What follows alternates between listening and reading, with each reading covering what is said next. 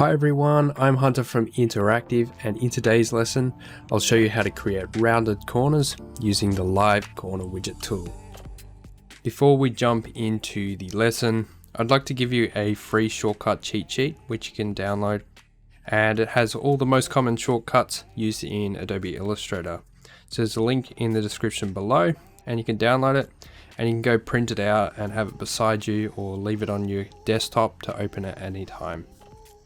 So in order to create rounded corners in our document, we use the live corner widget tool, and I'll show you how to use it on the square. Then I'll show you a real world use case for using the rounded corners feature. Let's go and grab this square. If we select on it, just clicking it, and we can see in the corner of each of the corners, you can see a little circle. And this little circle can be clicked and dragged. Now currently we are dragging all corners because we have the selection tool selected, and it will affect the whole shape.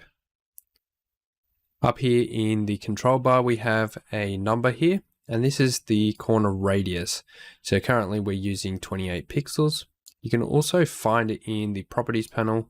If you click the three dots, you can see it here. And also in here, we can adjust it using the arrow keys. We can also place in a number, let's say 15 pixels, and it will apply it. We also have a link here. So if we uncheck that, we can edit each corner individually. So we can change this one to 30. We can also change this one to even higher, 50, and you can see that it edits it individually. Another feature with the corner radius tool, you can select the corner type. So we can go inverted, like so. We can also go over here to a chamfer.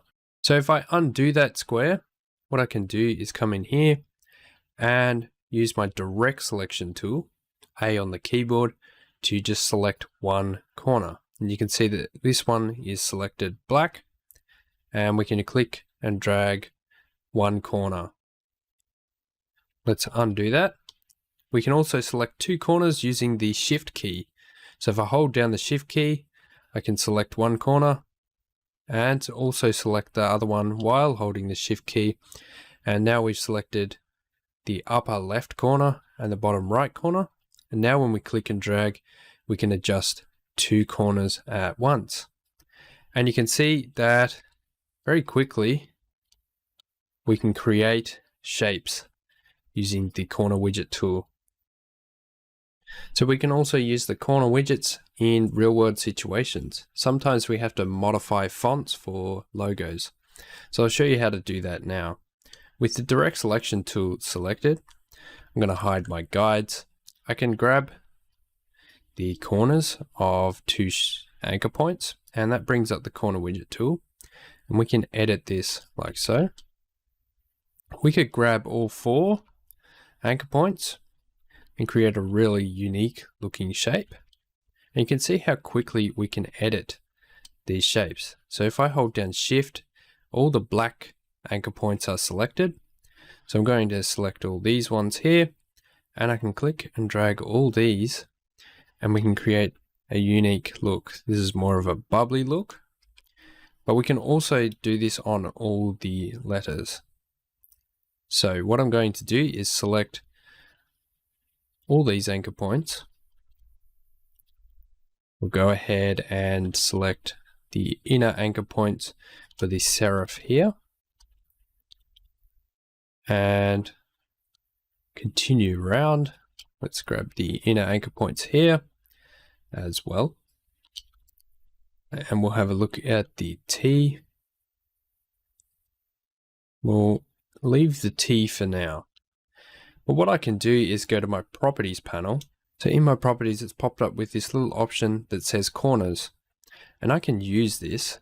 If I zoom out and move over a bit, and I can use the corners option to bump up the corners in my type. I'm going to just push it up to maybe 14, maybe lower, I might go 12.